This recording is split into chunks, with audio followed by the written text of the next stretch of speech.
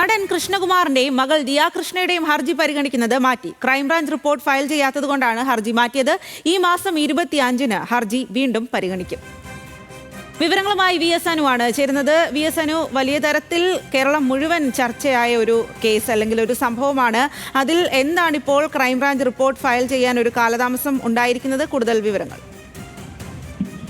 സ്വാതി, നടൻ BJP നേതാവുമായ കൃഷ്ണകുമാറിന്റെയും മകളുടെയും ദിയ കൃഷ്ണന്റെയും മുൻകൂർ ജാമ്യാപേക്ഷയാണ് കോടതി പരിഗണിക്കുന്നത് മാറ്റിവെച്ചിരിക്കുന്നത്. ഇതിൽ അന്വേഷണം ഇപ്പോൾ നടത്തുന്ന ജില്ലാ ക്രൈംബ്രാഞ്ച് കേസുമായി ബന്ധപ്പെട്ട റിപ്പോർട്ട് സമർപ്പിക്കാത്തതാണ് ഹർജി പിന്നിട്ട് മറ്റൊരു ദിവസത്തേക്ക് മാറ്റിവെക്കുന്നതിന് ഇടയാക്കിയത്. ഈ മാസം 25-ന് ഹർജി വീണ്ടും പരിഗണിക്കും. ദിയ കൃഷ്ണയുടെ സ്ഥാപനത്തിലെ 3 വനിതാ ജീവനക്കാരെ തട്ടിക്കൊണ്ടുപോയെന്നും പണം അപഹരിച്ചതുമാണ് കൃഷ്ണകുമാറിനും ദിയ കൃഷ്ണയ്ക്കും ഉൾപ്പെടെ 6 പേർക്കെതിരായ കേസ്. അതേസമയം ഈ ദിയ കൃഷ്ണയുടെ സ്ഥാപനത്തിൽ നിന്നും പണം കവർന്നതിന് 3 വനിതാ ജീവനക്കാർക്കെതിരെയും കേസെടുത്തിട്ടുണ്ട്.